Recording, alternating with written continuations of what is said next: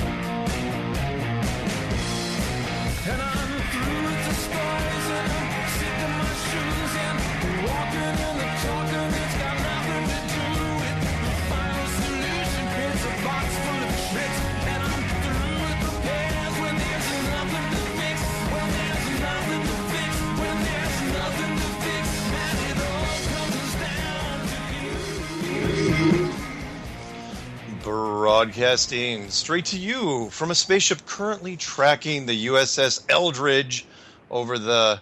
Wait, where did it go? It was right there a second ago. Now it's gone. Better keep an eye on that area. Hello, everyone. Welcome to Strange World, where the truth is often stranger than fiction. I'm your host, Mark Sargent, the creator of Flat Earth Clues, which propose that all of us are living inside a Truman Show enclosed structure, thousands of miles wide. Check it out at enclosedworld.com or just Google Flat Earth Clues. You'll find it. Trust me, I know. My good friend, personal wingman for the show, is Jonathan from Jersey. What's going on, man? Jonathan? I'm doing my best mime impression. I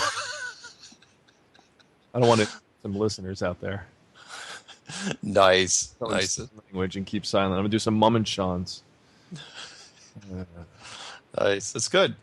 So, where we left off, where our heroes left off, was a Saturday, which we are not on as of right now. We are currently on Tuesday night.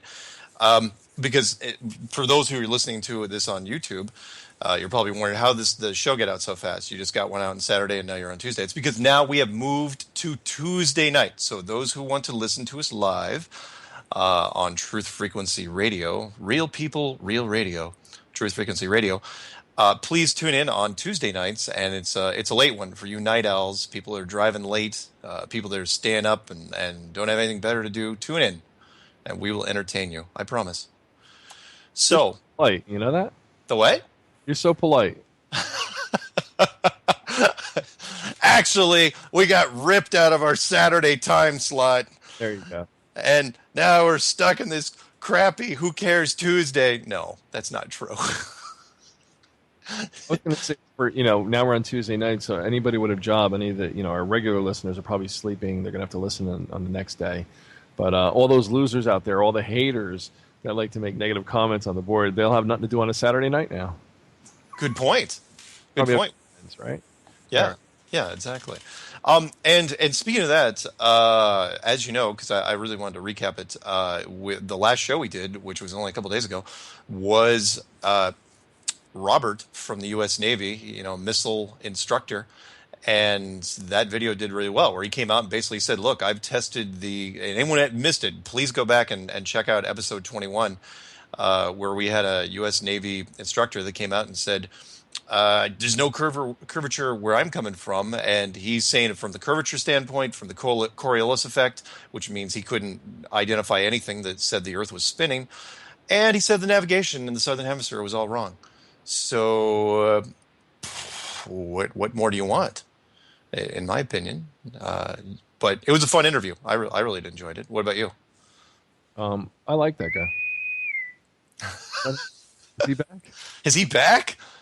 No, he's not back right now. That Navy sound from the either the bridge of a standard ship or the Starship Enterprise, because a starship is still a ship. So yeah, we still get the Navy thing going there.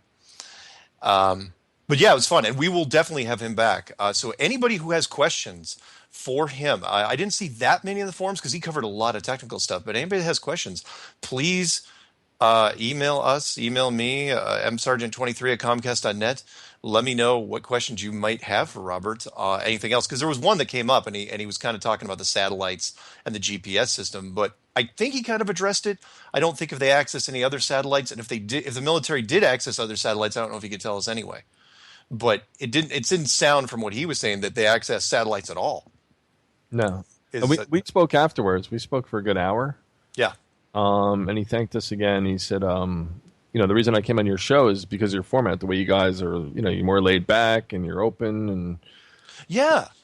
Yeah, good point, by the way, because sometimes we get hit a little bit. Although I would have thought that somebody would have come after me for introing the show with Johnny Quest, and nobody did.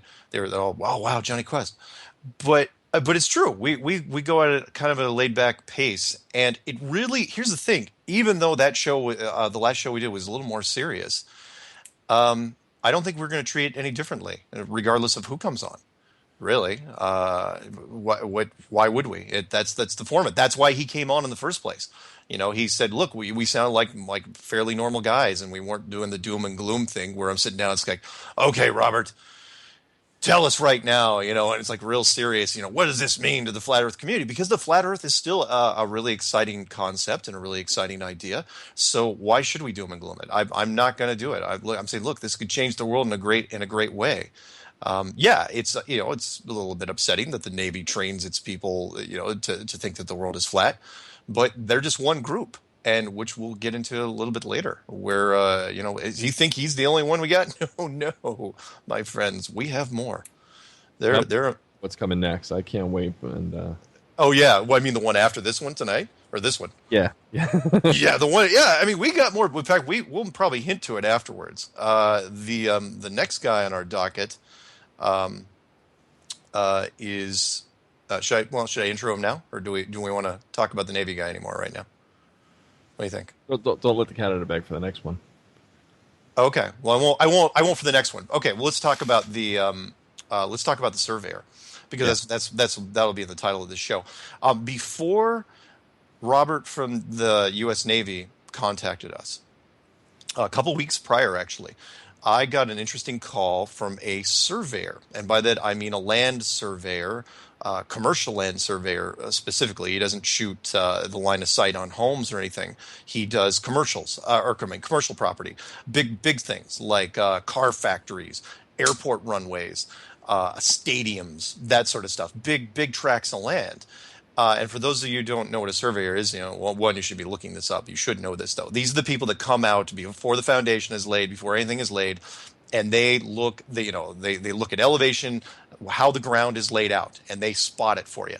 And they say, okay, this is how the ground is laid out to the inch, and less than an inch. It's spot on. And their whole job is just checking the ground. They're setting up before the first piece of concrete goes down, they lay it out and make sure the land is laid out exactly before the bulldozers show up. That's what these guys do.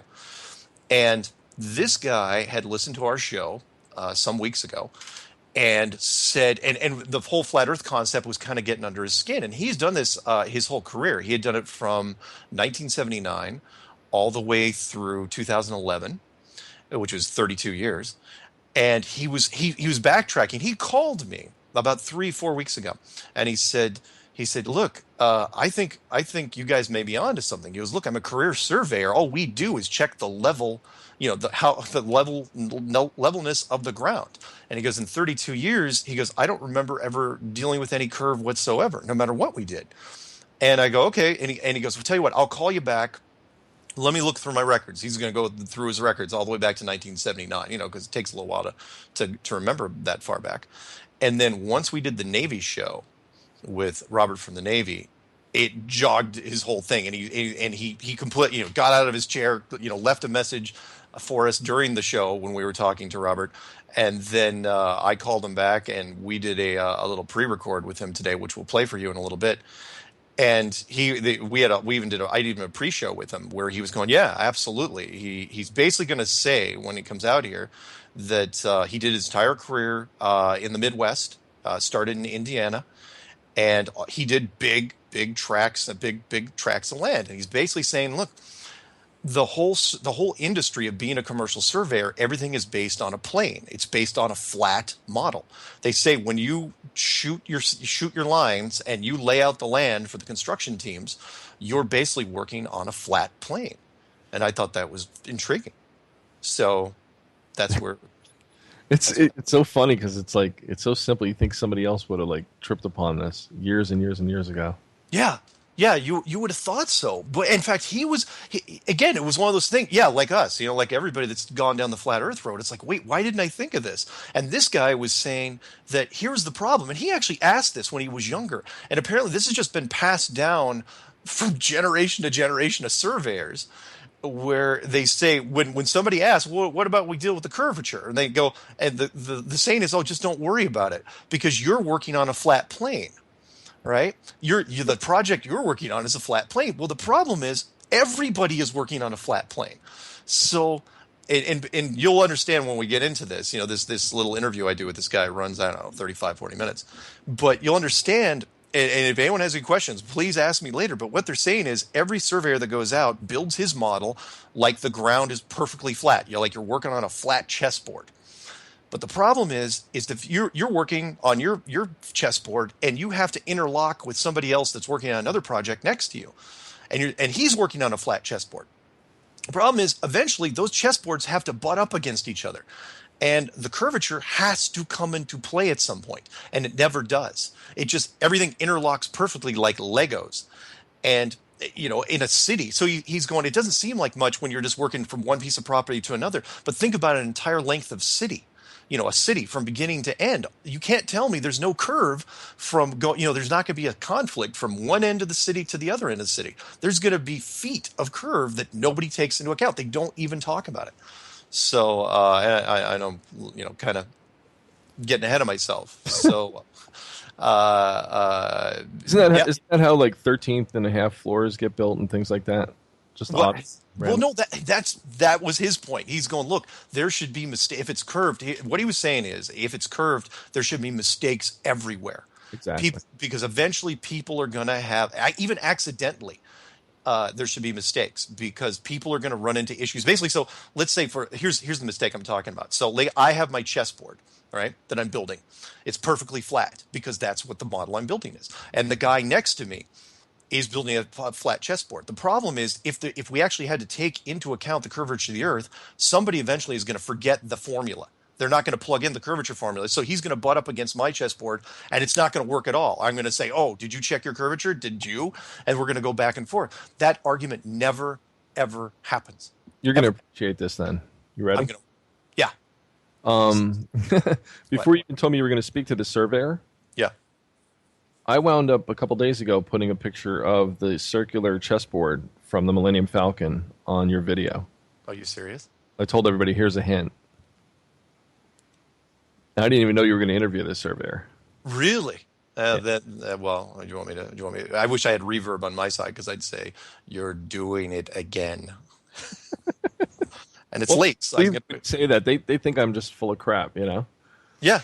Well, yeah, I just thought of the chessboard just now, and I could have said my giant square plastic mouse pad or anything else, but a chessboard makes much more sense. But I'll give you the other analogy because I didn't say this on air with him, which was it's like people are still not getting it. It's like, okay, a surveyor builds his thing on a sphere. It's like trying to cover a basketball with wheat thins. Those little brittle square things. Yeah, you can cover it. Let's say just glue, and you glued the wheat thins all around the basketball. Yeah, you can cover it, but the squares don't line up perfectly because they can't, because they're squares, and you're working on a sphere. What he's saying is that everything works. You wonder why all our cities turn out great, and everything's built just fine. That's because we're just interlocking squares to each other, big flat squares. He goes, there is no curvature. Not that he's ever seen. Now, he's not gonna necessarily wear a flat Earth T-shirt and start walking down the street or anything. But he's saying, look, I 32 years surveying. That's all he does is measure flat land.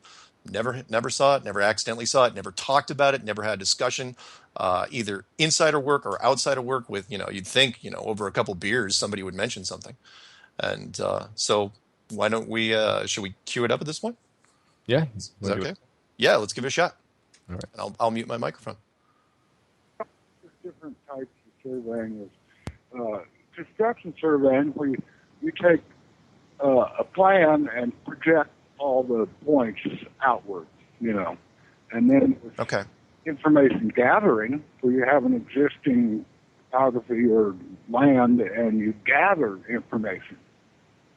Mm-hmm. So I pretty much started with some known points and projected information out for projects.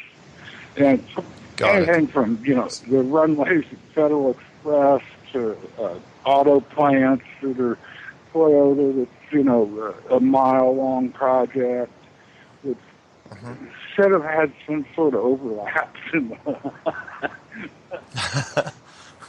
And so you, again, just to break it down, you were the guy that came out and surveyors came out and they basically leveled they set all the land points before the foundations are laid, before anything. So they're there before the one bolt. that would come out and I'd always say, give me 2 coordinates and 1 elevation. That's all I need. Got it. And for the blueprint guys, they would, you had to basically set, you put the points on the land, and then everybody shows up and starts building the building. Well, exactly. I'd put the stakes in or paint lines and start digging, and every single measurement that went into the building, I was the layout guy. Got it. And how accurate do you, when you were doing it, and we've got time, so we can go into the nitty-gritty of stuff, but when you were laying it out, how accurate did you have to be? Since your whole job was based on fractions of inches, how accurate did you have to be on a fairly big project? Well, in theory, we want to be exact. Okay. So when you're projecting things out, you try to get as close as you possibly can. But then in the building process, we know you can't be exact, so there's tolerance, Okay. Got it. But the tolerances still are fairly tight. Well, it's not exactly. And with concrete matching up and capping a wall, it could be an inch off or something. But your marks, my layout marks should have been absolutely correct everywhere. Got it. And the variance comes in the actual building. So they wanted me to be exact every time. Okay. So you were a surveyor in the United States from 1979 until you retired in 11. Well, 30 years. Yeah. So 2009, roughly? Well, 11. Oh, 2011. So 32 years. Uh-huh. Got it. So surveying, United States, and you specialized in large construction surveying, not houses or anything like that. Manufacturing plants, Sports stadiums, Eli Lilly projects, big turbines, big buildings, Toyota, mile-long car plant, Federal Express, the tarmacs at the airport. Wow. And I even got a bonus for holding my grades perfect.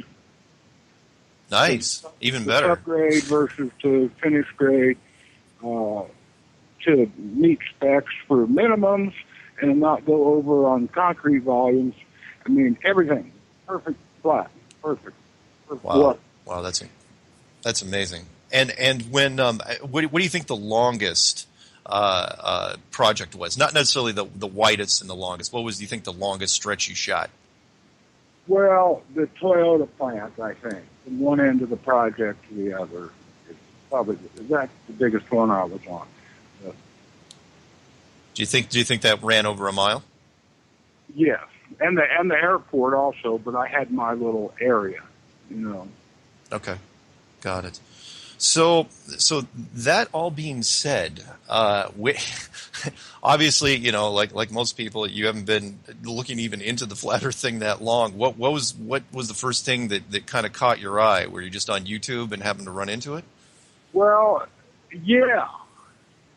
I think it was through the moon stuff that tied in. Okay. And then when you saw it, what started making you think about what you were doing as a career surveyor? What kind of made you start scratching your head? Well, parallax and the water thing, and I've always and no mistakes in my back. I mean, I never had any major mistakes because it would have been a daily joke. Oh, curvature of the Earth. Oh, made a mistake. Curvature of the Earth. Oh, we don't match each other. We don't match each other because you came off of that point and I came off of this point, and there's curvature in between. It would have happened every day. Got it. So let's kind of delve into that a little bit because you and I were talking about this off air, which was when it comes to point. So like you're working on a project and somebody else is working on another part of the project. But everything that you've told me so far, and we'll get into it, is that surveyors work on a flat plane model. It's called a plane survey. A plane survey. That is your technical term for it. And so if you're working on your plane survey and another guy is working on his plane survey, well, there's a problem there if you guys end up meeting each other because technically there should be a curve if you believe that everything's curved, there should be a curve in between you two. Therefore, where your edges match up, there should be a conflict, right? Well, exactly. And the USGS markers don't give you any limitations on how far you can project that plane. Got it. Let's talk briefly about it, about the USGS markers. So in the world of surveying, when you were going through it, starting out in '79, because you mentioned, when somebody asks about how to handle the curvature, people keep referring back to the USGS markers. Is that true? Well, yes. They say don't worry about it. Our project's not big enough to worry about. And that's for geodetic surveying, and we're just dealing in plane surveys here. And most building projects, even railroads and highways, are plane surveys. So it's in fact okay. So I want to, because remember, I'm going to break it down for everybody. So there's plane surveys, which is what you do, and then there's geodetic surveys, which supposedly account for the curvature of the Earth. And if people don't understand what I'm talking about, it's like those little sections on a soccer ball. As the plutonic solids, like the tetrahedron would be the most basic, smallest thing, but every plane would be sea level, zero. Yeah. And where you encounter problems is where you extend past the boundaries of your shape. If I only went halfway to the edge of the triangle starting off in the middle, I'm going to say that's zero. But to you have to extend past your plane. You're going to say it's low. Yeah. Yeah, all the USGS markers are randomly placed wherever they could find a hard spot, but they don't have any boundary limitations for the geodetic shape it's supposed to be making. So does there anybody know what the geodetic shape is? Well, since the USGS. I'm just getting into this, and I never inquired because it was out of my field. I didn't need to worry about it. And it's strange that it supposedly exists, but it's never a problem. So do you know anybody off the top of your head, I got to ask, do you know anybody off the top of your head that actually, because remember, you're working on a planar model. Did you ever talk to anybody in your career that was actually using the geodetic model on their project? No, and I've looked at plans, and you would think on the plans for major projects, it would say this came off of this. I mean, and it does note it came off of this marker. It's where we got our elevation, but they don't tell you how far you can go with that. projecting it out. And someone that would come from another direction would have a different for existing stuff and future stuff. If they came off a marker that was closer to their project, is what they would do to try to reduce the error. It wouldn't match. So this is great stuff. So I'm just going to keep clarifying because there's some wonderful little details in here. So the USGS, in order to account for the geodetic model, which nobody uses, placed these markers, which are and the markers are what? Just little flat pieces of concrete that they put in random spots all over the United States? It's usually a brass disc that has an X on it with the plane coordinates and an elevation.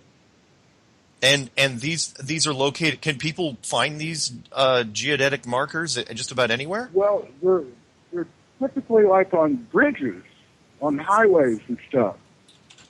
Got it. So and are they indicated by anything? Is it something like if I was driving down the road, if I wanted to find my nearest one, would I just look up online and say geodetic markers? Is this something that the general public can access, or is it just for certain websites? But I don't know.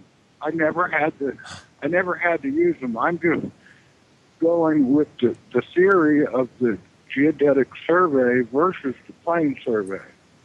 Got it. So in 32 years, you never even had to reference one of these markers? No. Even though you were working on giant projects? Yeah.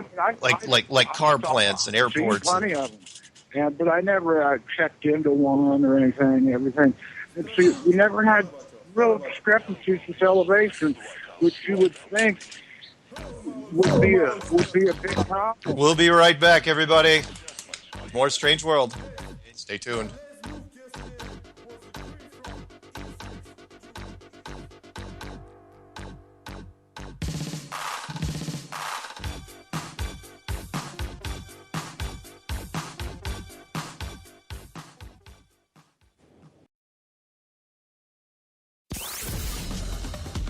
Freaky Friday with the Woo Crew.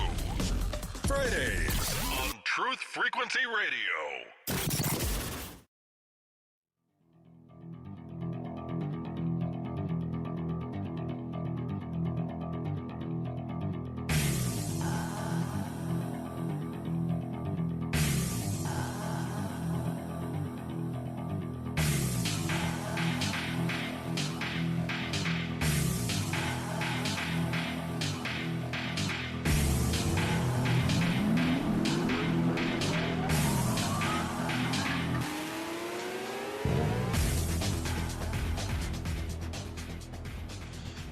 Welcome back to Strange World, where the truth is often stranger than fiction.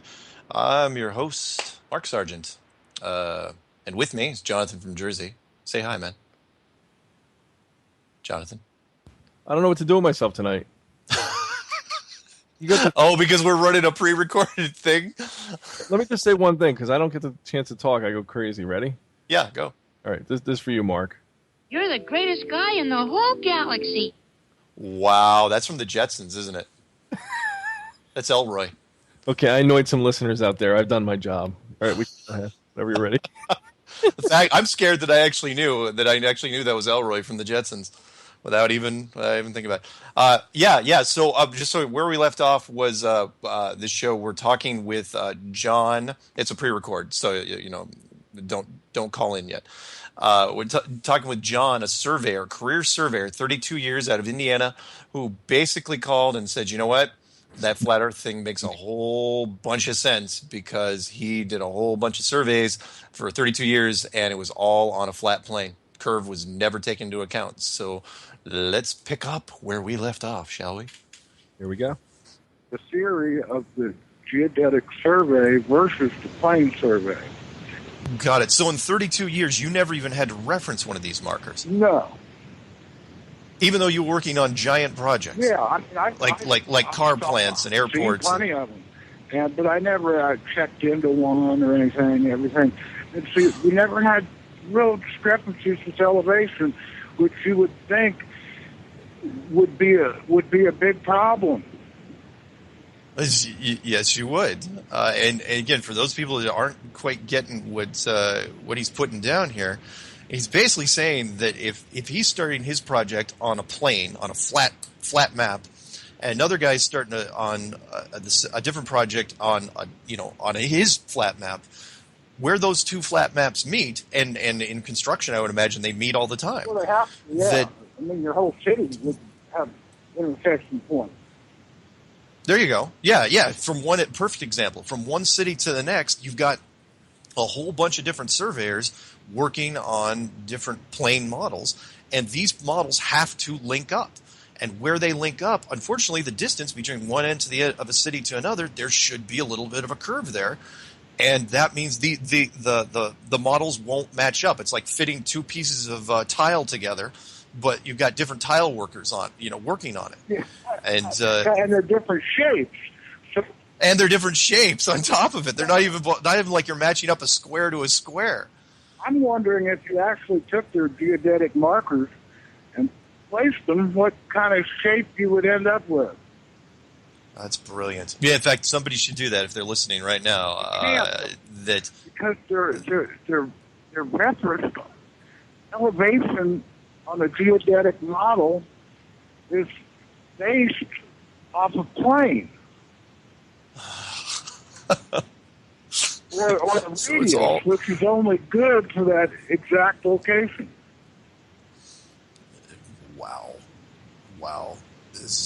Okay, so the markers, and for the people that haven't referenced the clues and they're just listening to this for the first time, what's interesting about this is the markers were actually put down by the USGS, which is the United States Geological Survey, which happens to be the creators of the azimuthal equidistant map, which happens to be a plane map. It's not a globe map. It's a plane map. The same group, basically the map makers, the premier map makers of the world, have a geodetic model out there that the surveyors don't use. Yeah, it's there, but don't worry about it. Okay, let's get into that a little bit, because we tried to. What came first? The mistakes in elevation, or the globe model, and we tried to fit all our math to fit the globe. It appears like it's straight, but you're actually looking crooked because of refraction and gravity. I mean, you're going to tell me that all my projects, even though they look straight, they were actually crooked. Well, how does that work? Yeah, and the odds, and if you're doing this for 32 years, basically your whole career is shooting these lines. That's all I did every day, was to set up these instruments, go through I would be sometimes hungover, whatever, but it was just routine. It was routine to go through this process to get your instrument height and your elevation and projecting them out, looking some drawings to say I need to end up here and putting it out there. And I never once, after it became routine, you don't even take into consideration curvature, and everything always worked. Everything worked. Everything that you butted up against, all the other projects, because especially if you're talking about the Toyota plants and an airport runway and a stadium, you're going to run into all sorts of different plans and models all around you. And nothing conflicted with anybody. Everybody, the plant got built, the runway got built, everything got built. Nope. And you're saying that after all that time, nobody had a problem with anything. Everything just lined up perfectly next to each other because they were... For the most part. Sure, there's mistakes, but you could track it down to something, and it was never attributed. But it wasn't based on the mistake was never based on the curve of the Earth. You took your plane too far to match up to my plane over here. Yeah. It never, ever... it would have been ludicrous to suggest that. Wow. And there was something else that you mentioned to me yesterday, which was when you asked about it. When you asked about it when you were at one point in your career, even the book. You said the book said don't. Pretty much the boiled down version was the book said the instructional book on surveying said don't worry about it. Can you kind of expand on that? Well, because of the type of survey we deal with and the way it's done, you assume everything around you is on the same plane that you're on. But in reality, every point wherever you're at Yeah. has its own. I mean, a point has no dimensions. Yeah. It's not a plane. But Yeah. in order to work around a circle, there's an infinite number of points. Yeah. So depending on how close together they are, or how far apart they are, Mm-hmm. you can't take a tangent line from one of those points and end up at another point. Got it. So you're as soon as you start working your plane survey, in Mm-hmm. theory, everything you do projecting out from your starting point's wrong.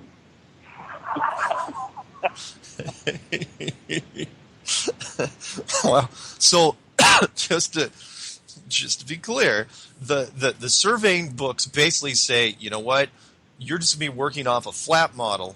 Don't worry about anything outside of your flat model because you don't know what's outside there. But everybody else that's doing their same thing, they're reading the same thing. So, okay, my flat model is hooking up to your flat model, which is hooking up to your flat model, which means it'll all work out just fine. It does. So the curvature is more or less just ignored because no one's ever seen it. So the textbooks say, yeah, don't worry about it. It's nothing to sweat, right? Well, right, and it's just like almost like Al Qaeda, Oh, do tell me how Al Qaeda. Oh, because you can't find them, but they're there. Nice. That's an interesting comparison. I like that. It's like gravity, too. I mean, it's there. You can't see it, but we have no other explanation, so we're going to go with this one, even though it doesn't make sense. Yeah. So the curvature's there. The surveyors, it's not like you guys are privy to any weird secrets. The surveyors are told, we know there's a curvature of the Earth. We're just not going to work with it, though, professionally. I know. Well, I asked a couple guys, and they've got these total stations now that do all the work for you, that you don't have to consider much. It's not the instrument. And it has a function built into it for curvature. Okay. But you'd have to be doing a geodetic survey. And I'm just curious. I want to find two markers that are close enough together that I can do a plane survey between them and just see. Yeah. Yeah. Because everything that you saw over 32 years says that it isn't there. You couldn't prove it. Exactly. All the evidence says that it's not there. Wow.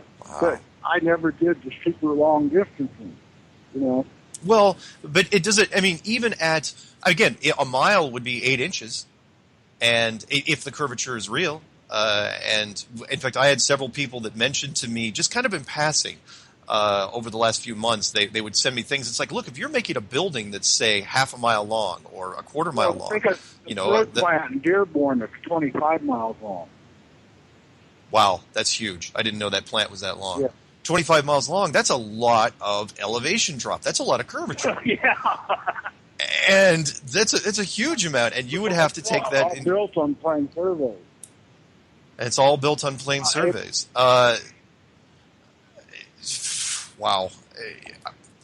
And was there and the same thing somebody wrote me recently about, because I get an email probably once a month about railroad tracks. Because railroad tracks are technically built on just interlocking planar models. You're just going, because railroad tracks can connect together. They're literal. They're the same size. And people are saying, well, people have been asking recently, don't you account for curvature of the Earth drop? Because if the railroad tracks were exactly straight, they would just start getting higher and higher and higher. And they'd never follow the curve. And no different. That's an easier example, but that's really no different than a giant car plant. The only difference is you're dealing with a lot more material. Yeah, it's there, but don't worry about it. And everything comes out right. So, and surveying's been around for a long time. Surveying is an old profession. I mean, it's been around because a lot of this is attributed to refraction. Yeah. They say that's why it looks like it's straight, but it's actually curved, and you're seeing on the curve. It's because of some type of refraction. And I'm going, Yeah. did we discover refraction, or did we have to find something to lend to the globe model after? Yeah. Because surveying was around before. Oh yeah, surveying's been around for a long, long time. Right. I mean, hundreds of years. Well, right. I mean, they built a pyramid somehow. Yeah, there you go. That's a perfect example. We were told, since nobody knows, well, they probably built some forms, filled it up with water, marked the water level, and there was their get-go for their foundation.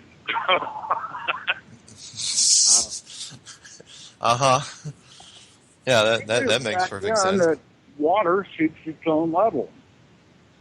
Yeah, water does seek its own level, which is why, again, the obvious the bubble levels on every level. Actually, that's surveying, and I made this little logo in college that was a plumb bob hanging over water. Okay. Those two physical constants that never change. It's like the law. Yeah. It's like physics, one of the physical laws. Water seeks its own level, and you dangle something from the string, it follows a plumb path perpendicular to water level. Now, Yeah. Interesting. I'm curious. You did a lot of research with airplanes. Yeah. As you would extend your altitude, like 15 miles high at 30,000 feet, whatever, your distance would be much greater than the ground distance. Ah. Interesting. If you were on a flat plane, it would be exact. So on the long-distance flights, how do they determine mileage? And the real telltale would be, how do they cost in dollars? Yeah. Yeah, good point, which is why the AE map, and I keep hearing more and more examples of it. I heard it from that Navy guy just the other day, and that is when you get to the southern hemisphere on a plane map, the distances become exaggerated.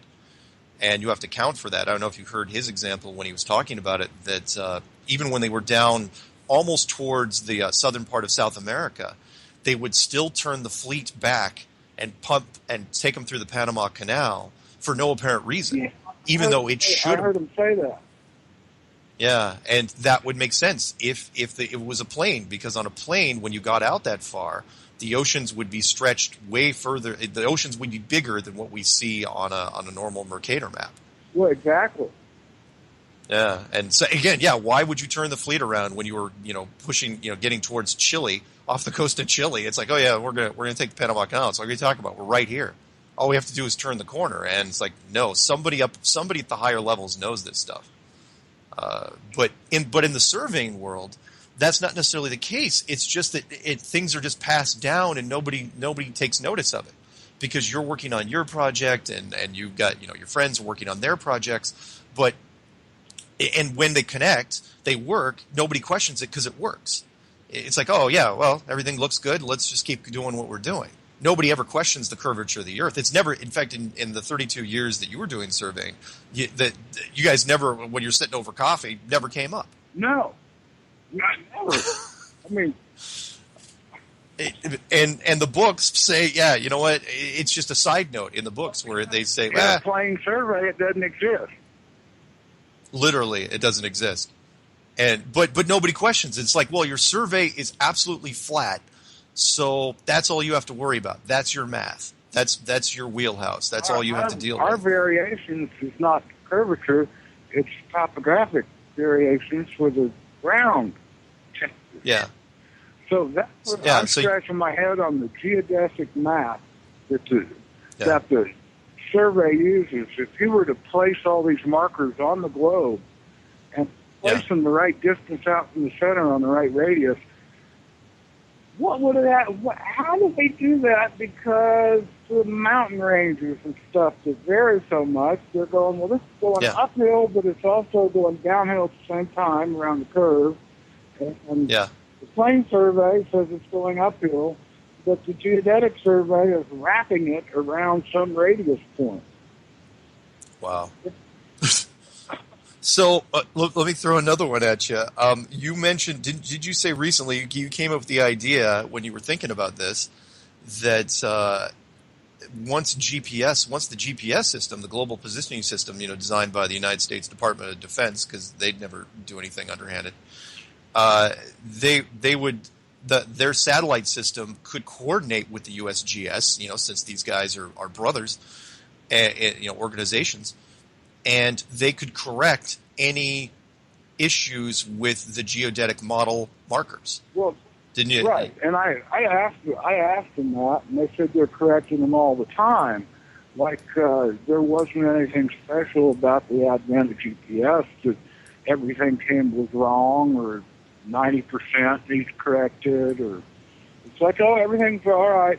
And in theory, every time they add one, there's corrections to be made, because where the intersection between the geodetic survey and the plane survey, everything's wrong. So every time you add a point. Still there? Yeah. Oh yeah. So just again, to be clear on this, you have strong doubts that the geodetic model was perfectly accurate to begin with. If anything could make it more accurate, it'd be a satellite system. And especially since it's a one government organization tying to the other one, it's like, okay, let's put some beacons down and firm up all the markers that we've got all over the place. But they probably don't care, because no one's using that model. I know. So they're saying, oh, yeah, we got the GPS system. We're going to hook that into the USGS and look at the markers. And, we'll fix all those. But since no one's using the markers, it's probably just an inter-office memo in case that question ever comes up, like you asked them. And they say, oh, yeah, we're updating them all the time. It's like, really?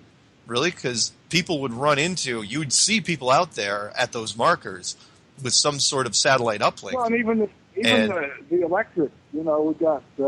started off with the EDM, the electric distance measurement, and then it got built into the total station, and now they don't even use tape measures anymore. They don't even use tape measures anymore. You just shoot the light beam. It's more accurate and quick. So how many corrected? Okay. I mean, they had to do a correction process with the new instruments coming out. Yeah. So yeah. But so you were kind of fortunate in what you were doing, because you started in the 70s before they had the light beam measurers, right? And so when our instruments have gotten more sophisticated, where we can go longer distances, and that's where I start scratching my head. Is they make a laser to put stuff in; it'll go out 600 feet. Yeah. And I used to go, use it to its maximum. Mm-hmm. And it came out, there was no problems with the intersecting planes, So laser to laser, you would think that if one laser point to another laser point, it being that accurate, you would think that one planar model would butt up against another planar model. It just wouldn't fit. It's the short version of this, folks, if you haven't figured out what we're talking about here, is that it's like a giant jigsaw puzzle when you're talking about surveyors, when you're building towns or factories or whatever, and the puzzle pieces are odd sizes, they're supposedly odd elevations, and they have to take into account the curvature of the Earth. But they all end up working fine. We all live in cities that are built, the streets are run just fine, the plants work, the stadiums work, the airports work, but it should not be that easy. If there's curvature of the Earth, there should always be a conflict. And even by accident, there should be a conflict. If somebody, I'll give you a perfect example, and correct me if I'm wrong here, where let's say a surveyor, let's say the world is a globe, somebody forgets to take into account the curvature, and he shoots his plane, and the other guy takes his curvature in, he shoots his in, accidentally, they should have a problem right there. Exactly. But in 32 years of you shooting planes and butting up against every sort of plane you can imagine, from 1979 up until 2011, you never had a problem with anyone that had, you never got to a point where you guys were sitting around going, well, this doesn't match up because you forgot to take into account the Earth is round. Never once did that come up. or in conversations about anything. Or even another project within the company, or other companies, other people in the field in the same city. I never heard of it.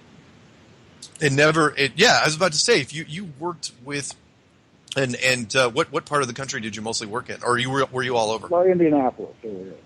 Indianapolis, okay, Midwest. Much flat, Yeah, but you were. I mean, there was a lot of different projects out there. You probably talked to a bunch of guys, and worked with whole tons of different construction people, and the conversation just never ever came up. Nope.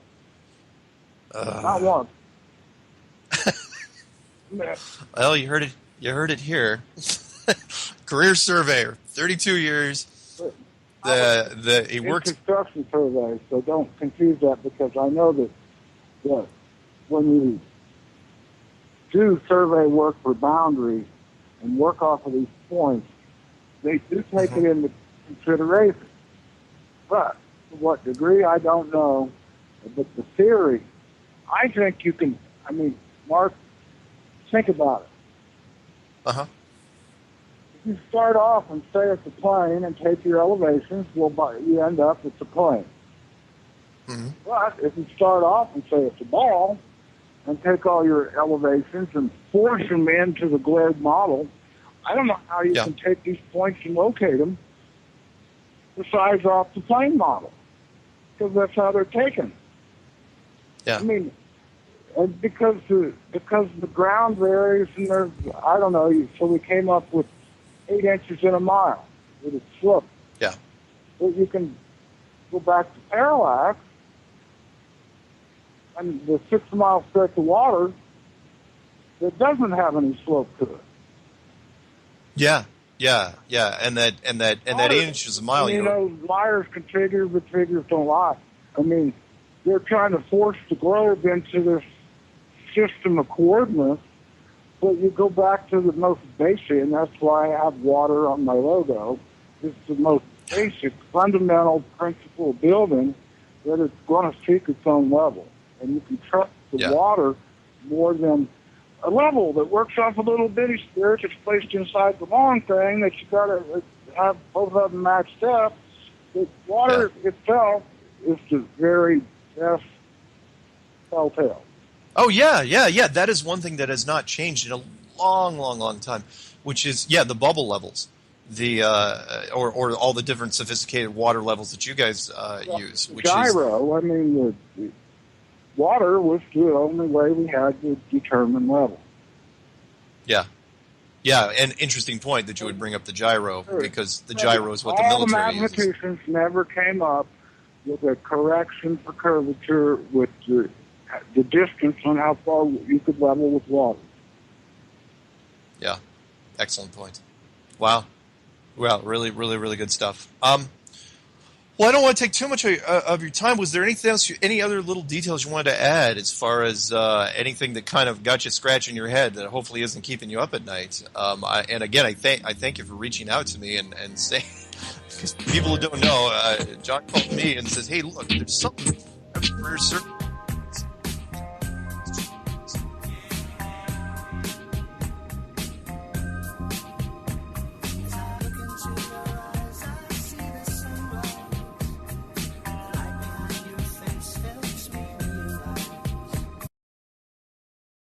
You are now tuned into the Truth Frequency. We are TFR.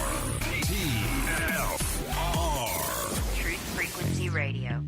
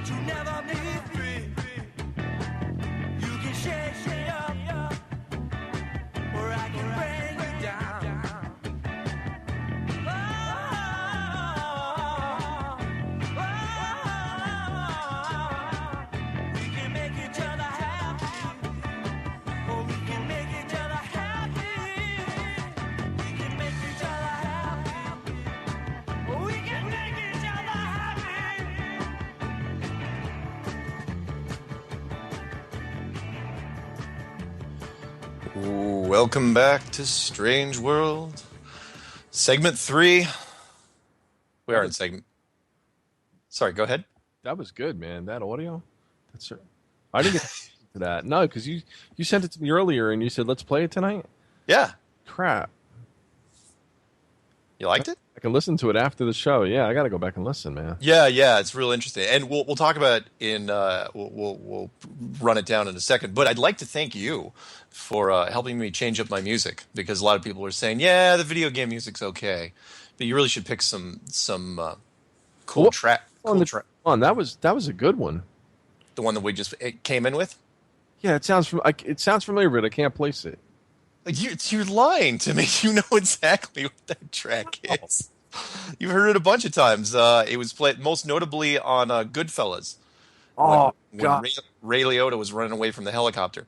You're right. I believe the artist was Harry Nilsson, award-winning singer. I don't even know if he's still alive, but he was one of those interesting artists that didn't go on tour. He was one of the most famous artists that never went on tour. And but thank you. Yeah, it was a song from my little collection. I actually listen to that on my iPod when I'm climbing hills or doing treadmills or whatever. It's a cool song. I love that song a whole bunch. And thanks to you, man, for laying it out there for me, and Chris at the studio for getting in there for tonight, because I really like. I mean, I love inspirational music, and that is one of the tracks I love. Go ahead. No, I said thank you, Chris. Yeah, thanks, Chris. Also, thank you for. I know that you weren't in. You were busy trying to get your YouTube channel up, and so you couldn't get in on that interview. But John, the surveyor from Indiana, I think he's out in Colorado now. He was really interesting to talk to. Good old boy. Love his laugh. And he was real basic, real down and dirty, which is, look, we worked on a plane. That's what our projects worked on. This globe thing, this curvature, this sphere, I've never seen it. It's brilliant. Excuse me. So. And you know what? When old timers tell you, this is the way it is, you listen. Mm-hmm. Because these are the guys that built the roads, the bridges, like everything that we think of it, the infrastructure. Yeah. And, this guy built a stadium. I mean, you talk about your America, apple pie baseball. He built a stadium. He built a car factory, an airport runway. He did this that was his life. That's what he did for 32 years. Yeah. And Flat Earth shook him out of his reality. And he said, you know what? Yeah, I mean, he didn't have to call us. He could have ignored it. And he didn't. I love the fact that he came forward. I love the fact that Robert came forward, and the guy that eventually will come forward, hopefully, for the next show. And not for nothing. On an aside, I mean, being that it's in the conspiracy category, yeah. Was it the truth for 9/11? What is it, the architects and engineers? Yeah, the engineers that stepped forward. That's it. I mean, the same kind of peer group, 50 and older, old timers, people that really know metallurgy and. Yeah, and that you're right, and that's a great point, because the engineers that stepped forward about 9/11, because the whole concept around how 9/11, the official government concept, was insulting to the engineers. I mean, they looked at it's like, whoa, you're telling me the engineering was off? No, that building could have withstand artillery fire, and it went down like a sack of rice. Yeah, don't tell us the engineering was bad. I love that. By the way, we should probably take some calls, shouldn't we? Or try to. I know it's late. It's Tuesday. I don't know if anyone's still up, but we could try to take some calls. You want to take some? Yeah, I got it queued up. I think all you have to do is when they call in. All right. So the number, we'll talk about some other stuff, but you guys want to call in and ask us any question about anything. It doesn't have to be about Flat Earth, because we're going to be talking about some other stuff. Because as of now, Jonathan is actually on the 23rd of September, and I'm still on the 22nd, so I'm safe. Why'd you tell me that?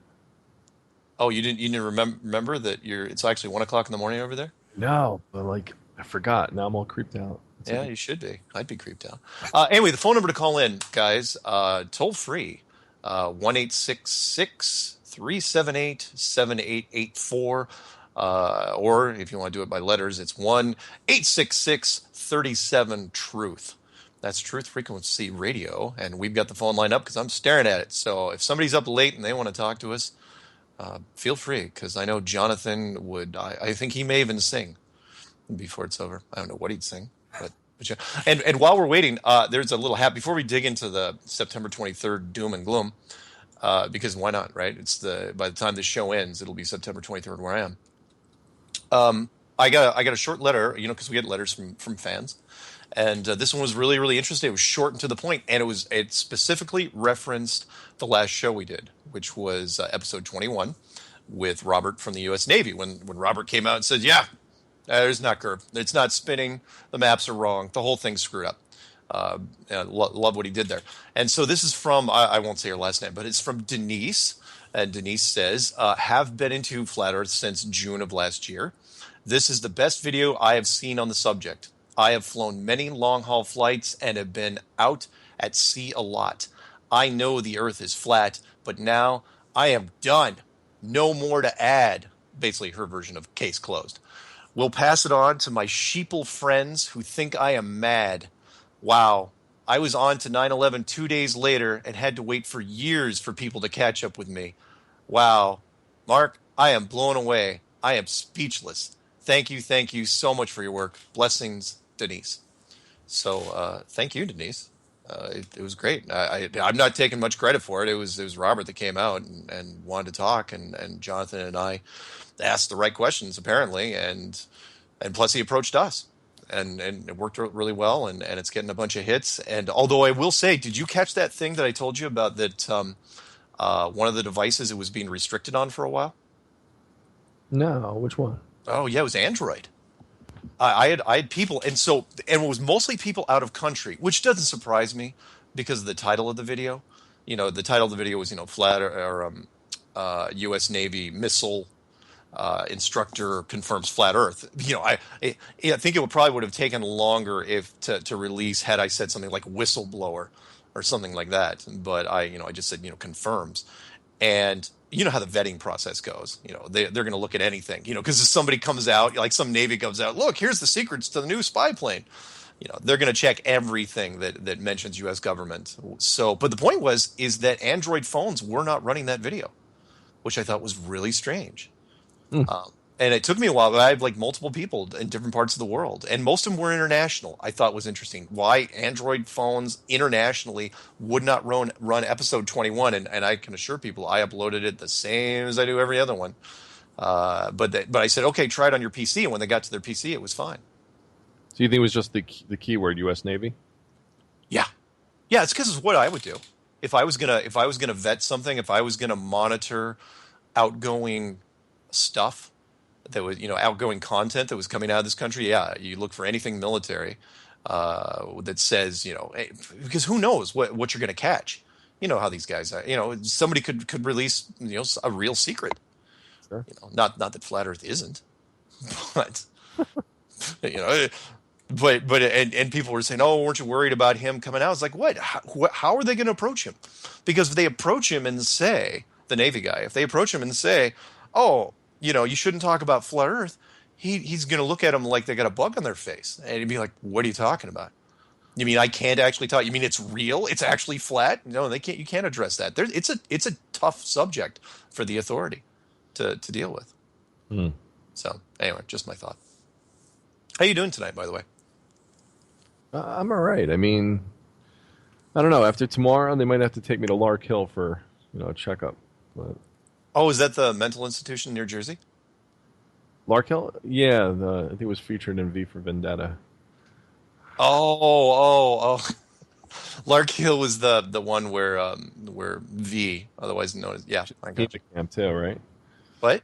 It's like a makeshift FEMA camp where they do experiments on people on the red list. Nice. Okay, well, let's get into it then. Let's get into it because I wasn't going to do it, but we might as well talk about it because I like today's emails were starting to get frantic, and people were saying, what's happening? What's going to happen? Are you worried? Are you worried? Are you worried? It's like, maybe. I mean, I was there. Sure, I watched the Pope get off the plane live. As far as I knew, nothing happened to him. So, what's happening tomorrow? So tomorrow is the 23rd. And, for those listening on the East Coast, it's already the 23rd. What is happening tomorrow? The Pope visits the White House. He does not address Congress until Thursday. So he's going to be addressing Congress Thursday. I think he's just doing meet and greets tomorrow. Tonight he's probably resting, listening to the show, that sort of thing. And then the Chinese leader, the Chinese president, is actually in Seattle. He's actually right down the road from where I am. Talk about weird. The Chinese president's in Seattle, about 30 minutes away from me. So that's kind of interesting. He's going to be, and I think he's going to head off to Washington, D.C. in the next day or so. So I think he'll be there on Friday. And then the Pope makes some sort of speech in New York on Friday. Mm-hmm. So, yeah. And then of course, there's a supposed meteorite that may hit tomorrow. I think I posted something. They said tomorrow's the start of the fall equinox. Or no, maybe the 24th. And that the sun is going to be perfectly positioned above the Washington Monument, thereby casting a shadow perfectly to the Capitol. Really? Yeah, let me find it. Was it designed that way? I don't know what. I haven't confirmed any of this. I haven't researched it. I'm just. It wouldn't surprise me. The Masons did build that one. There's 2 Washington monuments actually. Most people don't know about the second one. There's the Washington Monument, near the Capitol. But there's also the Washington Memorial that was built. Oh, I cannot remember the city, but look that one up. The Masonic Washington Memorial. That thing's huge. Let me read this. Go ahead. Sorry.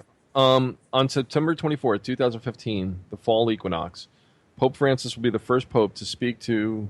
Oh, they misspoke. Speak before the Congress. The sun will align atop the Washington Monument that day, and its shadow will stretch to touch the U.S. Capitol dome, symbolically connecting heaven and earth. Huh. So that's a little weird. Yeah, what day is that? September 24th. So, Friday. No, that's Thursday. Thursday. Thursday. And I'll feel more at ease once he gets away from the East Coast, when he makes it out west. Yeah, and I still haven't heard anything. The rumor was that Putin was going to be in town. When I say in town, inside the States, I heard he was going to be around as well, but I hadn't seen anything on him, and I would thought they would have covered it. So, the Dalai Lama too. Well, the Dalai Lama is coming to Colorado, but that's actually I don't think he's not in right now, okay. And I don't think that would have been much of a. Compared to the others. I mean, the big 3, that would have been interesting. Having the Pope, Putin, and the Chinese president. That would have been interesting. So, and then, of course, all the other fun stuff. CERN is supposedly firing up on Thursday as well.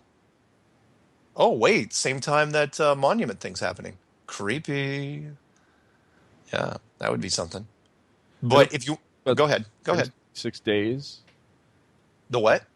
Something about 266 days. It says 266th Pope visits the White House on the 266th day of the year, which is 266 days from conception to birth. Is that right? Wow. Okay. Well, now I'm getting a little worried. And I mean, yeah, I like numerology as much as the next guy, but wow, that's some pretty interesting stuff. Huh. Hey, what is it? What are the odds of that? Probably not good. Yeah. So, people have been asking me, it's like, okay, what do you think's going to happen? What do you think is going to, how this thing going to tip off? It's going to happen. It's like, okay, look, first of all, officially, I'm not betting on anything because again, I've been burned every time, not too many times in the past. I've been burned every time in the past. So, if I had to take a guess, if it was me, if I was writing the plot, if I was writing the screenplay on this, and you can add to it or do whatever you want, but if it was me, I would stage. Note the word I said, stage some sort of ISIS attack while the Pope was around and the Chinese president was around. That's what I would do because it's easy to do because you could use some of the guys. In fact, here, let me run with this for a sec. You could take some of the guys from Jade Helm, right? Mm-hmm. And give them ISIS uniforms. Let them run amok somewhere, stage some sort of fake event where they get a lot of camera time. maybe. Oh, here's one more for you. Oh, okay. Let me go down this road. Say this faked ISIS attack somehow assassinates the Chinese president. The Chinese blame the Americans on bad security. Things come to blows. We start a war with China. How's that? Wow. What do you think? I don't want to endorse that. I don't want to. No, I'm saying, if you want to pick a plot line that would be feasible, that's what I would do. Because people say, oh, no, he's going to get shot. Well, Pope's going to get, attacked while he's addressing Congress. I'm going, are you kidding me? Do you know the security on that building? It'd be insane. If you're going to do anything with the Pope, it'd be in New York, I would think. Opinions expressed by Mark Sargent are not opinions shared by Jonathan the Wing. I'm just saying, people ask. And it's like, look, I'm just saying, if you want a plot line that makes sense, that's you go down one of those two paths. But you have to. The point is, you've got to start with some sort of staged, and I say staged because it would not be a real terrorist attack. Because I don't believe, and I've said this on air, I don't believe that ISIS is a true terrorist organization. I think they're backed by an alphabet group, one of ours, probably. You disagree? Do you have any opinion on the 23rd? I know you don't want your opinion is you don't want to give it energy. Because the energy may manifest something. No, because I've been looking at like conspiracy sites for the past couple of weeks, and there's a lot of fear surrounding it. Yeah. It's like if there were more like good outcomes, if people were looking forward to something beautiful to happen, then it'd be great. But all I'm seeing is negativity. It's true. And Melissa said, she goes, "What if they announce there's a flat Earth?" I said, "Well, then we're vindicated." I said, "My son will tell his mom, see, Dad was right." Be happy. Okay. Let me go the other one. Let me go the flat Earth route because it does tie. I still think it ties into this. You and I have discussed this many times. Like, why is this topic even being allowed to? If you want to use the word manifest, that's one thing. Why is it being allowed to be openly discussed with little or no resistance? Why are there no panels? Why are no astrophysicists coming out to counter anything? Why is this? There's no magic bullet to knock this thing down. Why is Sargent and the Maze Runner out in the movies right now? Oh, thank you for bringing that up. Thank you, by the way. I forgot. I'm not going to dig up my email because if I do, Windows 10 will crash. The fan that wrote me to mention the Divergent, the third in the trilogy. Do you have that email in front of you? No, I can look. Way, where basically what they said was the trailer just gives it all away. They weren't even hiding it. Where the trailer said, in the second movie, the world world was destroyed, world was changed, the world was torn down, and then the third movie, they will go beyond the wall. How does that? What is that about? What was the other one? Maze Runner. Yeah, I didn't. You had to tell me. I didn't even know the second Maze Runner was out. Yeah. Which the Maze Runner second one, they go beyond the wall. I mean, it's the same visual. Yeah. You can't just make a perfect flat Earth with a dome. That would be too obvious. Yeah, I mean, if you could you put any more predictive program? I mean, this is the most blatant predictive program I've seen. I mean, you actually just say it in the trailer. Oh yeah, you're going to go beyond the wall. Oh yeah, this movie's going to go beyond the wall too. What? And when's the Divergent one coming out? Not till a few months. I don't think. 2016. Yeah, it'll be a summer flick. Yeah. It's too easy. So yeah, but okay. So what's worse though? Not so much the people that are keeping us in here. What? Right? Like, I mean, guards run a prison, but they don't really run the prison. They don't make the laws that imprison people, falsely or otherwise. Yeah. Just doing their job, right? Yeah. So the problem is, who's on the outside commanding these people to do their damn jobs? Yeah, there is that. I don't necessarily want to get into the Nephilim discussion, but it is an interesting one. I also had a person send me and several people have made videos on it already.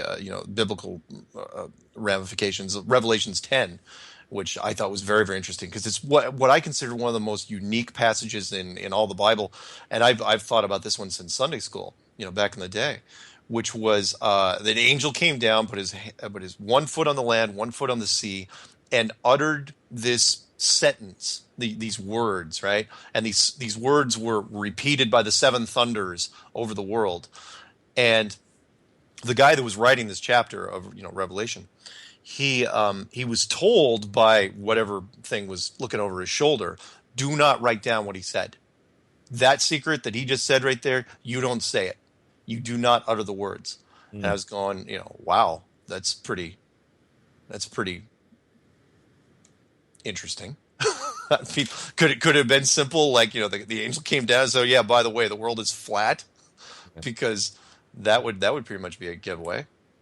But you know what? When we talk about these things, and we just come up with these fantastic ideas of what ifs, right? Yeah, yeah. We always think, well, what if it's a Nephilim, or what if it's this? But here's a what if that's not too happy. Great, here you go. What do you got? But it's a dual-edged sword. There's some that believe that we're going towards singularity and advancing technologically, right? Yeah. But like you saw in that movie, The Signal, or The Matrix. Yeah. What if there's already technological presence that's outside the dome, outside this thing, and instead of being confrontational like the Borg, right, and being really overt, where we can then defend ourselves, or like the Terminators, where if you can see it, you can attack it.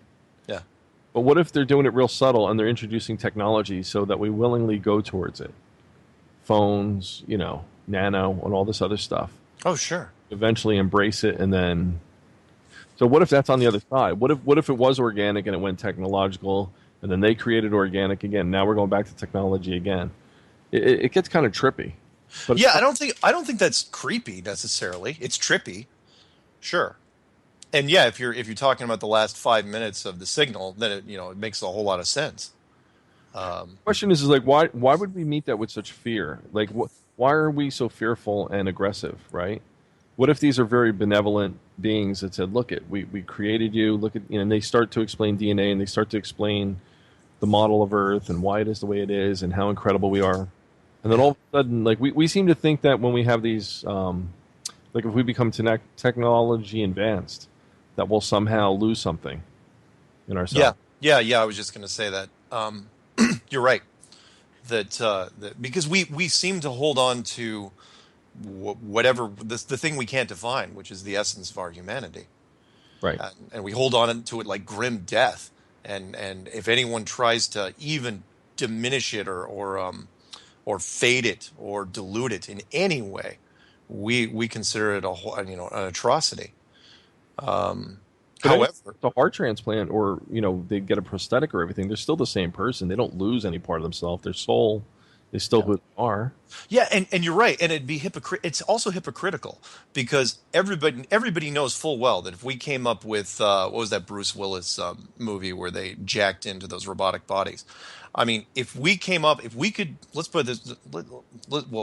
We'll put it to the phones. Anyone wants to call and talk about this? 1-866-378-7884. That's 1-866-37-TRUTH. But to your point, if we have the ability to put our brains into some sort of techno body, most people would do it, because they wouldn't. Because there's the other side, and that is they don't want to lose the last part of themselves, which they consider their soul. And so, yeah, they'd put themselves in a machine body in 2 seconds if they had the money, if they had the means to do it. Well, I think the intermediary step is the avatar model. Yeah, because it seems like there's a lot of resistance by people saying, "Oh, I don't want to be a robot person." They think they're going to become an android or something. They're going to lose. Again, where does the soul go, and how does it transpose or move into a robotic body? But the avatar seems to be the mix of both tech and organic. Then it's okay. Yeah. Yeah. Got an excellent point. We'll see, but I don't think All right, let me go with the silver lining version of the 23rd, and that is what if? Not even just the 23rd. What's moving forward? Because let's put it this way, folks: if the 23rd, if this week thing doesn't happen, then Flat Earth's going to get a whole lot bigger. Because then everyone that was focused on all this other stuff, the conspiracy stuff, there's only one thing to turn to, and that is Flat Earth. Because the doom and gloom evaporates, and then what do you got? In that case, does flat Earth become a tool for the authority at large? Maybe. Maybe not. I mean, you could turn it into everything could be turned into something awful. But let me ask you. I'll ask you. Go ahead. If the flat Earth had the power to unite humanity, which it does, unite humanity in a way that nothing else has united it, should we use it? We'll find out that after the break.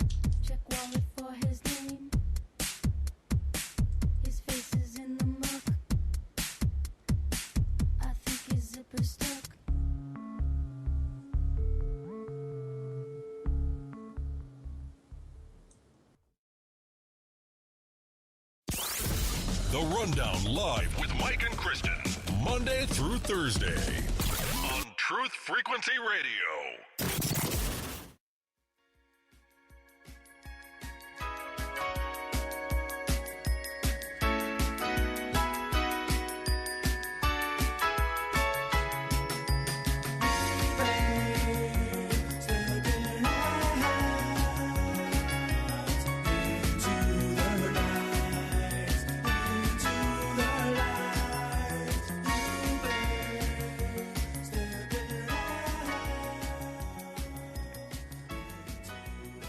Welcome back to Strange World. I'm your host, Mark Sargent.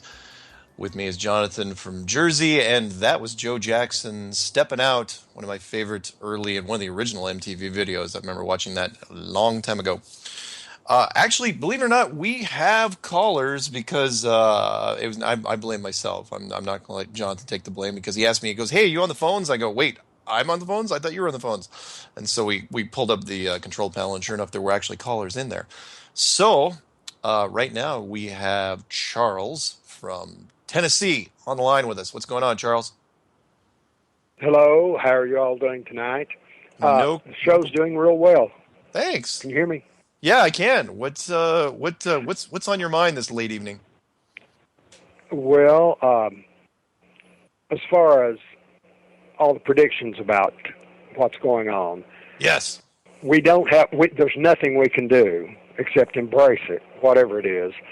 I do believe if there were tragedies on the way, mm-hmm. I have a gut feeling that something has intervened and changed it. There was a massively weird sunset yesterday. I mean, the sky, the clouds were iridescent. It looked like a 3D special effect.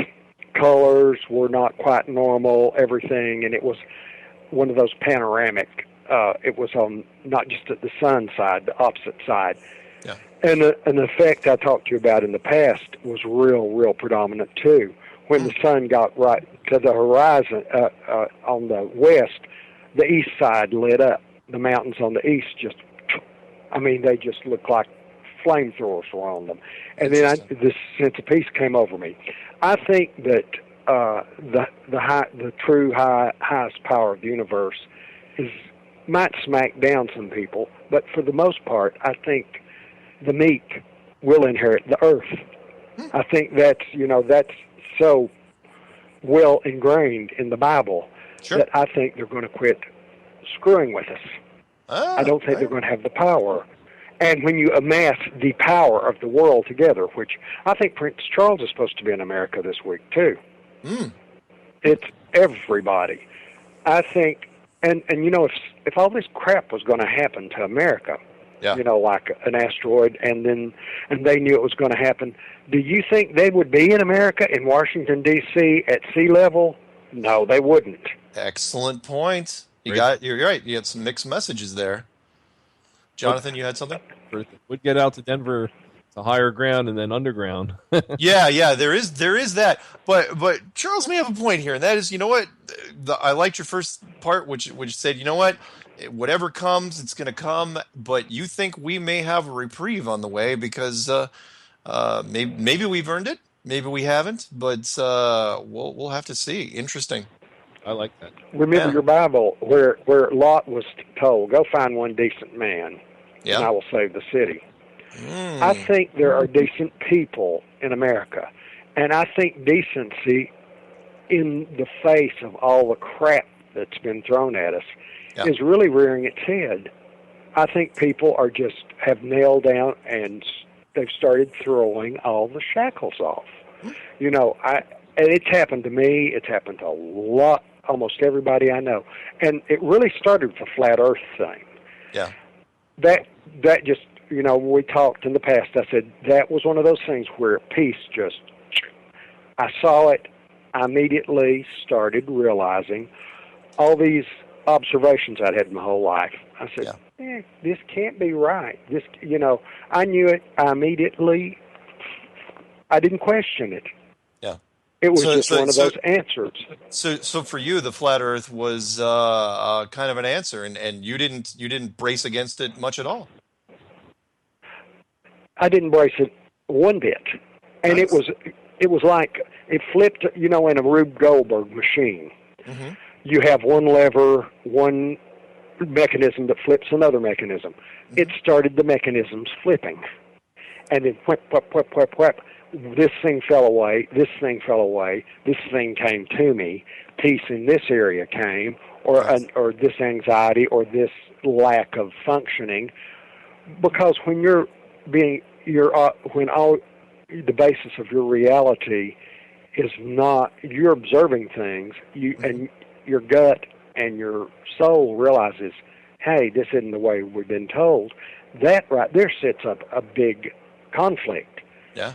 An inner conflict. And as people, just the flat earthers dropping the conflict, I don't think we should be to the point we have to tell everybody. Yeah. It's one of those things, your real witness to anything is your example. If you got your act together, they say, why? You just say, I realize we're not spinning in space with everything going to knock us out of balance. Got it. I think rationality is the foundation, and this is rational. Fantastic. Hey, Charles, I hate to do this to you, but we have another caller that's waiting, but I thank you very much for reaching out. Please, we're going to do more call-in shows, and I'd love to talk to you again. Okay. And I want y'all to do one thing: list your bumper music. It's really, really great if you could list it on your YouTube thing, because there's 2 or 3 songs, especially your lead-in song for the show. Oh, okay. That is fabulous. Well, and then that. Be good, and may much insight come your way. Okay, thank you very much. Jonathan, your show's great. Jonathan's show's great, too. Bye. Okay, bye-bye. See ya. All right. That was Charles from Tennessee. Nice to talk to him. And yes, I will definitely try to list the bumper music if it isn't already listed because of matched content, which YouTube is so great at doing. So, there you have it. But he was really positive. I like that. Yeah. Yeah, there you go. You don't have to go, which is part of what our show is about. You don't have to doom and gloom this whole thing. You know, I know it's a little easier for me to say because I've got enough stuff prepped up that I can survive a year. But even without that, I would still be looking at this like, look, whatever's going to happen is going to happen. And, you know, for me, it's kind of a long overdue thing anyway, because I believe in Act 3. For those people that don't know, it's like, look, I believe in any movie or book or screenplay, the big, you know, ending to the show, the big finale. What's it going to be? You know, spin the roulette wheel and tell me what it is, because I've been looking for it. All participants are now unmuted. Are you not working your phone machine right? Do we have another? Did that person that was calling in, did they stay on? It said 2 other callers, but then they dropped off. So I don't know. Okay. Let me throw the number out there. We have an open slot. If anyone wants to call in, 866-378-7884 or 866-37-TRUTH. That's the Truth Frequency Radio hotline. Talk straight to Mark and Jonathan on this late evening, which is now the 23rd of September. We're now in it. Does that mean anything's going to happen? Your opinions. You know, take your pick. What you going to go on this? You know, thinking, you know, run through the streets with your hands in the air, screaming, 50s movie style, Or are you gonna, stand outside and just look up and grimace, say, "Yeah, bring it. What you got?" That's what I'm gonna do. Seriously, something happens. Honestly, I wasn't kidding when people say, I get an email I think every week about Nibiru, for example, even though that ship came and went a long time ago. And I said, look, if that thing shows up, if it rears its ugly head in the sky, I'm seriously going to just walk outside and go, really? Really? That's what you got? Because it's a little late to the party. When I hear Nibiru, I think of that movie Melancholia. Yeah. Which we talked about on our movie End of the World movie show, part 1 or part 2. Melancholia with Kirsten Dunst, Kiefer Sutherland, Alexander Skarsgård, and some other people. And that movie ended. Was that Lars von Trier? Yeah, that was Lars von Trier. He that was about as he didn't pull any punches at the end of that thing. I thought it was brilliant, though. It was just it was perfect. Yeah, and that scene on the golf course at her own wedding made sense. You know what I'm talking about? There, where she had the affair with that guy. Yeah, you can't really call it an affair. It was kind of like she knew what was coming, and it's like, what does it matter? Yeah, what does it matter? Why am I getting married in the first place? Yeah, so, you could tell the first part of the movie didn't really make sense until you saw the second part. Most people say, "Oh, the first part of the movie was boring," but it's like, no, psychologically, she kind of had a sixth sense, and she was already spinning around and in a really, really dark place way before the thing showed up. And I thought they handled the whole planet thing pretty well. And it was funny because everybody around her was like, snap out of it. Like she was known for being that way, and they just wrote her off to being bipolar. Yeah, which, like, super aware. And I thought there was a kind of a reverse foreshadowing when her mother gave that toast at the wedding. Yeah, I thought maybe her mother was afflicted like that, and that she had the same abilities. Yeah. I mean Lars von Trier, he's one of those directors which actors just, if they know he's got a new project, they just contact him immediately. Right. Yeah, he's an interesting, and the cinematography was beautiful. That some of those super slow-mo scenes that they did in the beginning, that's how he started the movie, with those weird super slow-mo scenes. And it's like, wow, it's just gorgeous to watch. So yeah, neat. I hope it doesn't turn into Melancholia, though. I think that would be a kind of a anticlimactic thing. Yeah, Plus, I would be more like the Death Star, like. Well, that would be really interesting because if the moon all of a sudden killed its cloak, the moon crater cloak, and all of a sudden we realized it was a giant spaceship. Oh, that'd be classic. But it would be instantaneous, and it would be less, scary and traumatizing. Because Melancholia, you knew it was coming as it got closer. Yeah, and so many people would get the Star Wars reference. Is that would be the running joke? It's like, oh yeah, it's the Death Star. In fact, that's immediately what it would be called. There wouldn't be any other name for it. They wouldn't say spaceship. They wouldn't say UFO. They wouldn't say Nephilim. In fact, that's probably the reason it won't be the moon, because people would immediately make the Star Wars reference, and then George Lucas would get the trademark on the moon. But you know what, though? In an ironic way, it would be the most fairest thing to do. What? Like have a Death Star blow up the Earth. Why? Why is that fair? Those that believe in God will get what they want, and they'll get to go to heaven. And it doesn't matter what religion they are; they don't have to fight over it, right? It just happens. Yeah. Don't believe, go back into nothingness, so it doesn't matter anyway, right? The rich can't escape into underground bunkers and get away, so everybody else is left behind. So. Yeah, I suppose, but what's the point of it? It doesn't feel like it's like, what I mean. Are they even going to turn off the cloak before they fire? And plus, why haven't they fired by now? They could have done it at any time. What are they waiting for? But I could say that about a lot of things. No, it's kind of like nobody knows what life is definitively. We've talked about this many times. Yeah. So what if we just wake up on the other side of it and we're like, holy crap. It's like when you slap somebody out of it, or wake somebody up when they're dead drunk, and it's like, what happened? Where was I? We're out of it. I liked your, before I say what I liked about your thing. If anyone wants to talk to Jonathan and I about this, please call in, toll-free number. And we're going to open up the phones more and more as we do this anyway, because we've got the hang of the phones, one. we're not turning off with those weird messages anymore. The number to call, though, 866-378-7884 or 866-378-7, I'm sorry, 37-TRUTH. And just assume that if we don't have a guest on, that we're just going to turn the phones on. How's that sound? Yeah.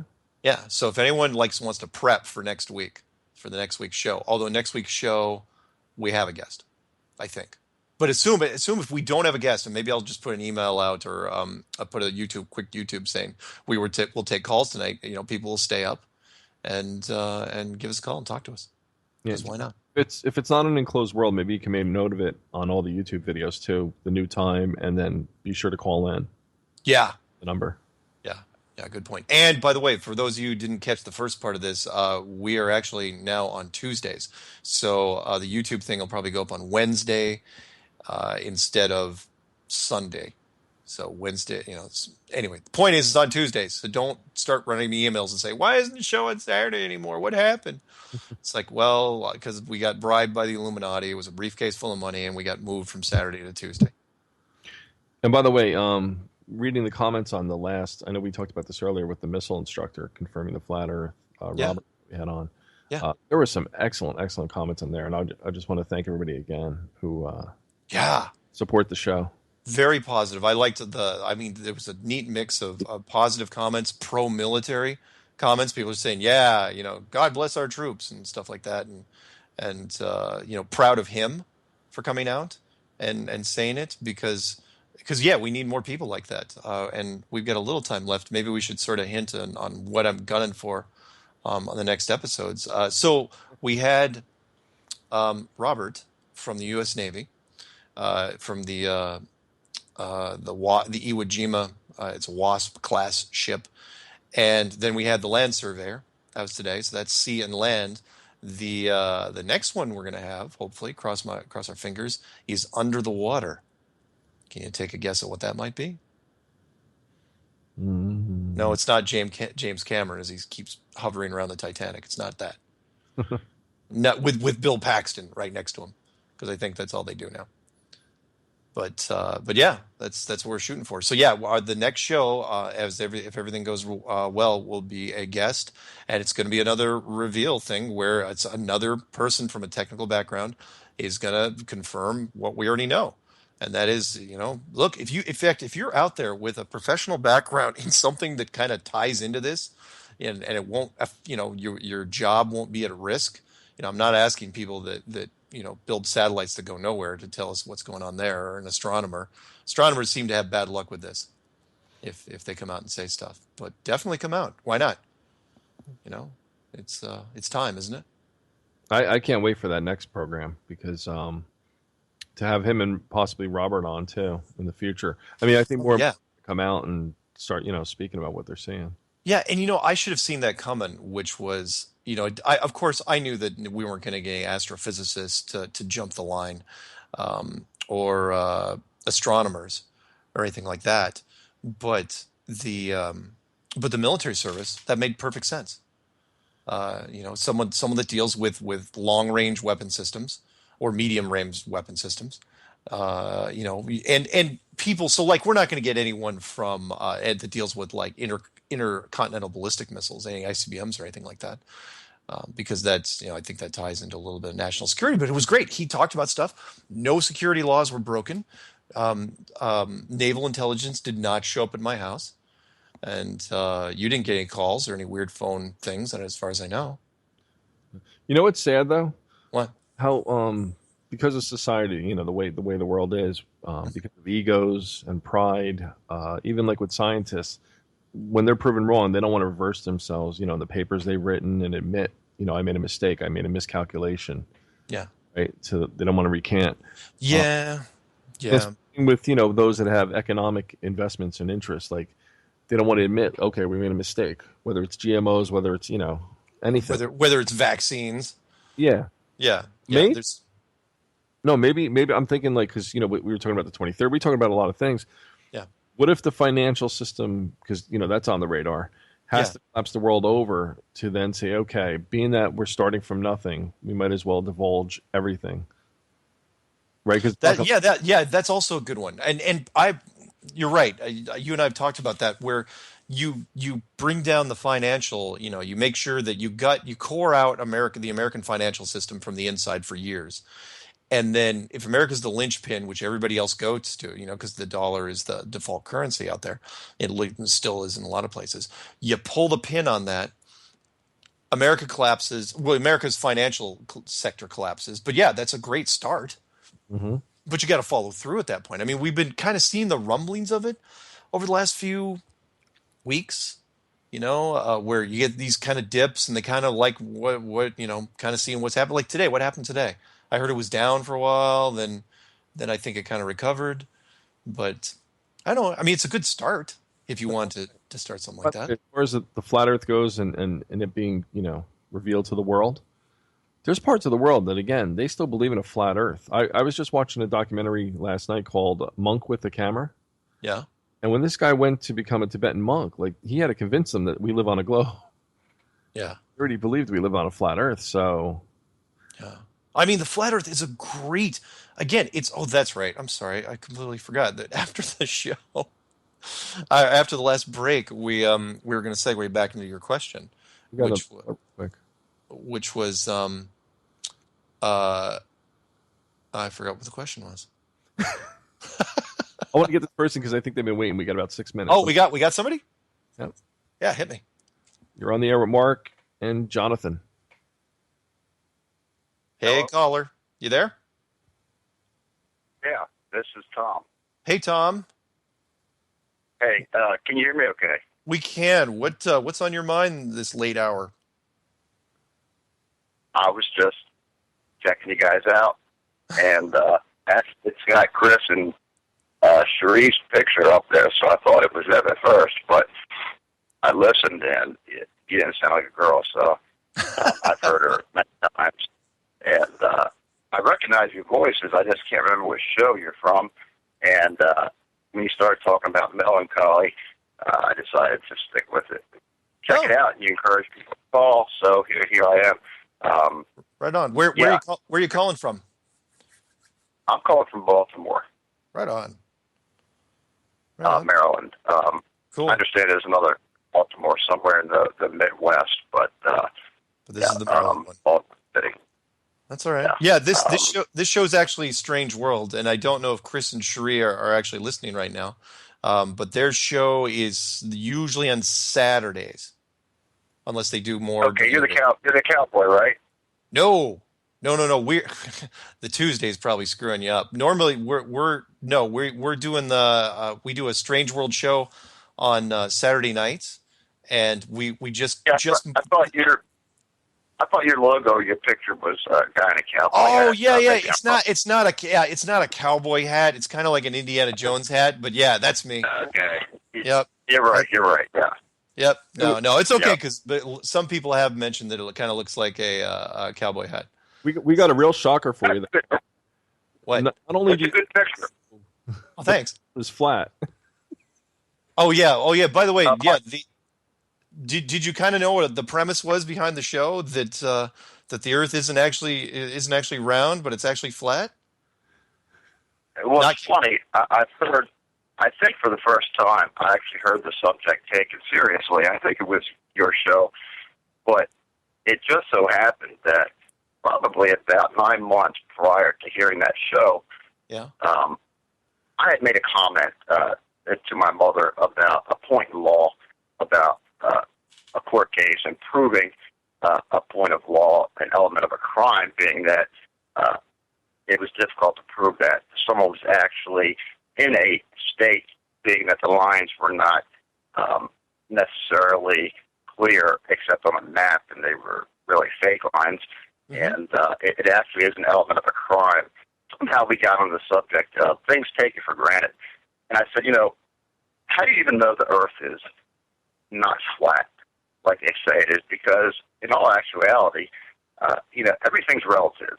If you look at Einstein's theory, then the closer, or depending on your position to something else, it could actually be completely different depending on someone else's closeness to something else. Sure. And I said, for instance, the floor in the kitchen here is pretty clean, but it could be viewed as dirty, depending on if you got closer and really examined it with a microscope, or if you stepped far away and examined it with another type of viewing device. I said, by the same measure, I use every day in my retirement. I do a lot of construction, and I use levels and rulers, and everything relative to what I do is flat. I depend on that, and so does everybody else who does anything requiring a certain type of precision. And I said, maybe if you get out to a certain distance, yeah, absolutely, maybe it is round, but we're depending on two people that work for the government who's time and time again been proven to dispense a lot of lies. Again, in a court of law, one lie and a jury can disregard everything else. I don't know why we trust really anything that we hear from strangers from the government. Hey, we had this conversation. Did you happen to hear the? It's interesting you mentioned working with construction, and we're running out of time here, so I have to make this quick. But did you happen to hear the first part of the show where the surveyor came on and said that look, everything he does is flat? I didn't. No. I only listened for about maybe 10 minutes, 15 minutes. Oh, that's okay. No worries. Hey, I hate to do this to you, but we got to wrap up the show here. But thank you much for reaching out. If you're up, again the next Tuesday, reach out to us again, okay? And by the way, Mark, real yeah, quick, I think he dropped off. If you're standing on the side of the road, you're looking straight across the street, right? Mm-hmm. And somebody comes racing by you doing 50 miles an hour, it's going to seem like, whoa, they just raced by you. Yeah. But if that same driver is looking at you from down the block, and then they pass you, and they turn their head as they're passing you and keep on going, to them, you're relatively standing still. True. So it is all about perception and what. Oh wait, that's my show. Oh, that's your show. That's a great segue. And with 30 seconds left, right? We have 30 seconds left. Any parting shots? So we talked to a surveyor. We took some calls. We talked about the 23rd. And I got the soundboard working tonight. You got the soundboard working. You got the phones working. Telling you, may not be doomsday yet. We may have some gas left in this tank. See, there's a reason Mark keeps me around after all. What do you know about that?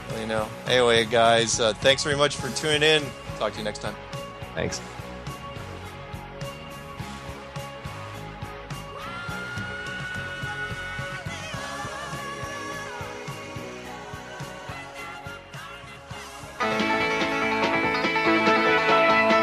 Marshall, Will, and Holly on a routine expedition met the greatest earthquake ever known.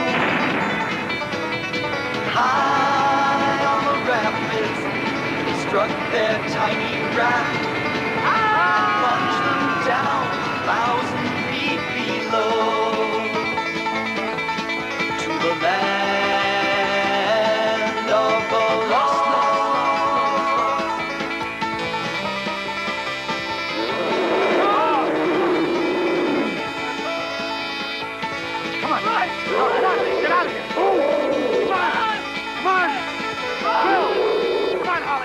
Go!